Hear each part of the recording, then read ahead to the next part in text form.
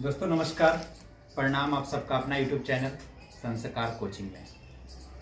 जैसा कि आप सब लोग को पता है, आरआरबी ग्रुप डी 2019 वाली भर्ती का एग्ज़ाम होने के बाद, सीबीटी एग्ज़ाम होने के बाद फिजिकल की जो एग्ज़ाम है वो जारी है। बहुत सारे लोग अपना फिजिकल दे चुके हैं। बहुत सारे लोगों का, बहुत सारे जोन का अभी जारी भी है, चल भी रहा है। तो फिजिकल के रिगार्डिंग मैं आपको कुछ बताना चाहता हूँ। आप लोग देखेंगे, बात ये है क्या कि बहुत सारे लोगों में ना, बहुत सारे स्टूडेंट्स को ये संशय होता है कि आखिर फिजिकल में किया क्या जाता है, कैसे किया जाता है। बहुत हड़बड़ी होती है लोगों को, और हड़बड़ में डिप्रेशन में चले जाते हैं कि क्या मैं पास हो पाऊँगा या नहीं हो पाऊँगा, क्या बोर्ड उठा पाऊँगा या नहीं उठा पाऊँगा। तो इन सब के रिगार्डिंग आपको मैं कुछ बताना चाह रहा हूँ। आप लोग ध्यान से समझेंगे और सुनेंगे। सबसे पहले मैं एक बात बताता हूँ कि आप बेफिक्र हो जाएं, निश्चिंत हो जाएं। जैसे आप घर पे बोरी उठाने की प्रैक्टिस करते हो, दौड़ने की प्रैक्टिस करते हो, बस मीन्स टू टेल यही है कि यही काम हमको वहाँ करना है। जो यहाँ करेंगे जो वहाँ होगा। पहले क्या होता है, क्योंकि आप जब जाओगे वहाँ जहाँ आपका फिजिकल होगा, जिस ग्राउंड पे, आप एक दिन पहले चले जाना, और एक दिन पहले जाकर के आप आराम से 200-250 में रूम मिल जाती है, रूम ले लोगे, आराम कर लोगे, बिल्कुल खा पी करके आराम से हल्का भोजन करना, रात में आराम से रह लोगे। सुबह जब आप जाओगे, आपका जो रिपोर्टिंग टाइम होता है, आपका जो रिपोर्टिंग टाइम होगा उसमें माना कि रिपोर्टिंग टाइम 6:30 बजे है, ठीक है। 7 बजे है, 8 बजे है, 8:30 बजे है, जैसे भी हो आपका रिपोर्टिंग टाइम। रिपोर्टिंग टाइम से पहले ग्राउंड के बाहर आपको लाइन लगा दी जाती है, लाइन में खड़ी कर दिया जाता है आपको। आप लाइन में खड़ी हो जाओगे, ठीक है ना। सबसे पहले रिपोर्टिंग टाइम से पहले लाइन में खड़ा हो जाएंगे, ठीक है ना। लाइन में खड़ा होंगे आप। लाइन में खड़े होंगे जैसे ही, बहुत सारे बच्चों को एक बार में कम से कम 100, 150, 200 बच्चों को अंदर कर दिया जाता है गेट के अंदर। जब आप गेट के अंदर जाओगे तब वहां पे आपको पहला इंस्ट्रक्शन ये बताया जाता है, एक टेंट लगा होता है वहां। आप जो बैग लेकर के जाते हो, जो कपड़े लेकर के जाते हो, वहां जो अधिकारी होते हैं वो बताते हैं कि आप अपने जो कुछ भी लाए हो, जो कपड़ा है, जो बैग है आपके साथ, वो सब कुछ जाकर के टेंट में रख दो।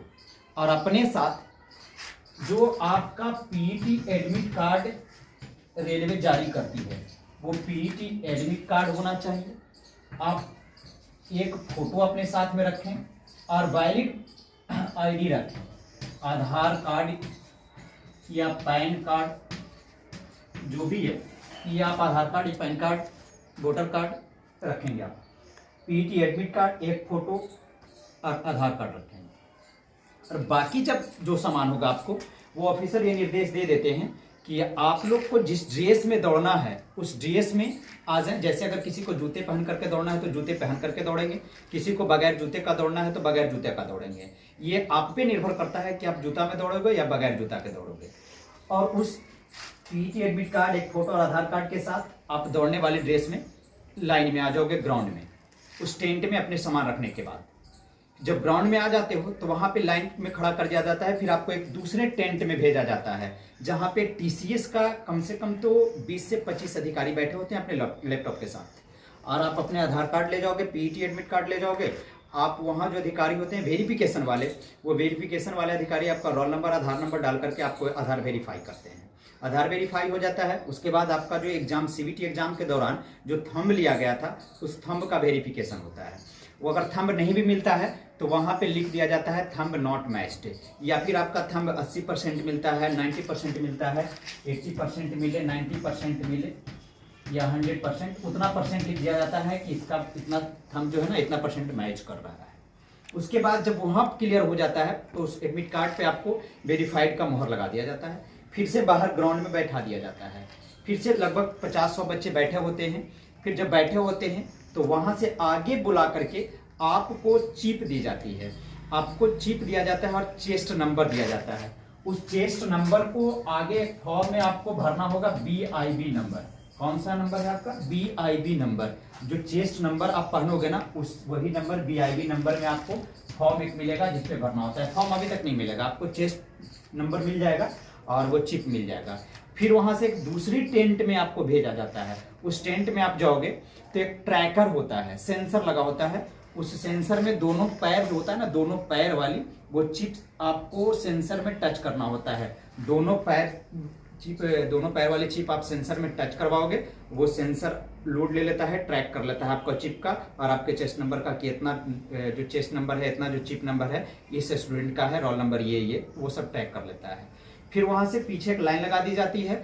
फिर जो वहां से 10-10, 20-20 बच्चों को फिर से भेजा जाता है आगे, जहां पे एक डिक्लेरेशन फॉर्म होता है कि I hereby declare that all the information furnished by be is correct in case of it is find false. अगर ये गलत पाया जाता है तो इसके मतलब मेरी उम्मीदवारी रद्द की जाएगी, मैं कानूनी दंड का भागी होऊंगा, ये सब। फिर वहां पे आपको थंब लगेगा, आपसे अंगूठा लिया जाएगा स्याही से, फिर उसके बाद आप साइन मोहर करोगे और वो फॉर्म पे ही भरना होता है बीआईबी नंबर। तो बीआईबी नंबर में याद रखना आप चेस्ट नंबर भरोगे और वो भर दिया जाता है। और भरने के बाद वहीं पे जमा लिया जाता है। एडमिट कार्ड पे फोटो भी सटवा दिया जाता है वहीं, और आधा जो फोटो सटेगा जिस एडमिट कार्ड के आधे भाग पे, वो वाली वो रेलवे का अधिकारी जो होते हैं वो रख लेते हैं, और आधे नीचे वाली आपको वेरीफाइड लिख करके उस पर दे देते हैं आपको। फिर वहां से आपको भेजा जाता है बोरी उठाने के लिए। सबसे पहले बोरी रेस में 35 केजी का बोरी रेस में 35 केजी का बोरी रेस के लिए आपके पास टाइम होता है 2 मिनट। 2 मिनट में आपको चलना होता है 100 मीटर। 35 केजी बोरी उठा करके आपको चलना होगा 100 मीटर। अब बात होती है कि 35 केजी का बोरी उठाना मुश्किल है नहीं, कम से कम बोरी पे बोरी रखा होता है, टेबल पर रखा होता है, तो कम से कम इतना हाइट आपके चेस्ट तक के हाइट का हो जाता है वो, और जब आप उठाओगे तो आराम से उठ जाएगा।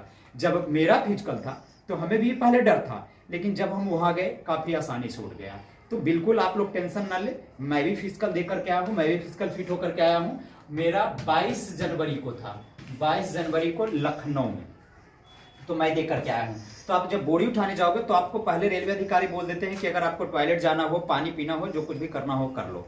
तो आप चले जाते हो, बोरी उठाते हो, और बोरी उठाने में अगर आपको 5 मिनट 10 मिनट टाइम भी लग जाएगा, कोई परेशानी नहीं होता है। बोरी उठाने के बाद जब आप वो जो ट्रैकर होता है ना, चीप ट्रैकर, उस पैड पे ये पैड रखा होता है, एक पैड यहाँ, एक पैड 100 मीटर की जो दूरी हुई ना, यहाँ बोरी कम से कम इधर रखी होती है, और यहाँ उठाने में जो टाइम लग जाएगा वो मायने नहीं रखता है। आप जब बोरी उठा करके इस पैड पे रख दोगे ना, तो टाइमिंग यहाँ से शुरू हो जाती है, और यहाँ से यहाँ 100 मीटर जो है ना, इस पैड पर आकर के रखना होगा फिर से पैड। तो ये 100 मीटर में बोरी आपके शरीर से गिरना नहीं चाहिए। हालांकि टाइमिंग बहुत 2 मिनट होता है, आप 43, 44, 45 सेकंड में, यानी बाय एडिंग टोटल कितनों भी देर आप अगर चलोगे ना, तो आप 1 मिनट के अंदर में इसको पार कर जाओगे। तो इसके लिए टेंशन नहीं लेना है, आराम से उठाओगे, आराम से उठ जाएगा। और वहां ना मतलब रेलवे कुछ लोग जो होते हैं ना, वो भी अगर आपसे बोरी नहीं उठाते तो मदद भी कर देते हैं। तो इसके लिए आप बिल्कुल टेंशन ना लें। और एक चीज आप सावधानी बरतें कि बोरी लेकर कभी भी दौड़ने की कोशिश ना करें, क्योंकि टाइमिंग बहुत होता है। आप आराम से बोरी को कंधे पर रख ले, सिर पे रख ले, जैसे आपको कंफर्ट फील होता है वैसे रख करके आराम से चल दे। जैसे ही यहाँ आप रखोगे बोरी, आपको तुरंत यहाँ से दौड़ की जो बनी होती है चक्कर ना, कहीं ना 250 मीटर का होता है तो 4 चक्कर, कहीं 200 का है तो 5 चक्कर, कहीं 333 है तो 3 चक्कर लगवाया जाता है। आपको लाइन में लगवा दिया जाता है, और लाइन में जब लग जाते हैं, वहां से एक एक करके 10 बच्चे का, 20 बच्चे का, 30 बच्चे का, एक एक करके बच्चों को 1-1, 2-2 सेकंड के अंतराल पे छोड़ा जाता है। और सावधानी ये रखना है कि आप हर चक्कर अपने से काउंट करोगे, पहला चक्कर, दूसरा चक्कर, तीसरा, चौथा, 5वां चक्कर काउंट करोगे, और बिल्कुल नर्वस ना होकर के आसानी से एकदम आप दौड़ पार कर जाओगे। अब बात यह है कि अगर आप घर पे 4:30 तक भी अगर दौड़ते हो, 4:30 तक भी अगर दौड़ते हो ना, तो मैं बताता हूं आपको ना कि 4:15 के अंदर आप आ जाओगे वहां, क्योंकि हौसला देख करके बच्चों को वहां एक अलग हो जाती है। क्योंकि एक बात कहा जाता है, जनरली बात ये सही बात है, जब आग लगी हो सीने में तो खाक मजा है जीने में। वहां तो आपके सीने में आग लगी होती है, दौड़ना है, क्योंकि आप उस दिन दौड़ जाते हो तो आपकी नौकरी पक्की हो जाती है।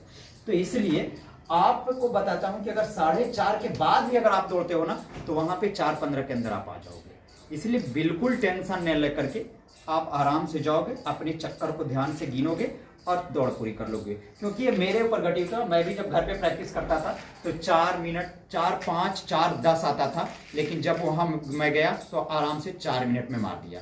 यानी कि वह जो घर पे प्रैक्टिस करते हो उससे 10-5 सेकंड वहां बिल्कुल कम टाइम आपको लगता है। तो आप लोग उबोगे नहीं, डिप्रेशन का शिकार ना होंगे, ठीक है ना, आप डीमोटिवेट नहीं होंगे, आप आराम से बिल्कुल लगे रहो, कोई वहां जल्दीबाजी भी करने की जरूरत नहीं। एक नॉर्मल चाल बना लेना है आप लोग को और उस चाल से सिर्फ दौड़ते रह जाना है।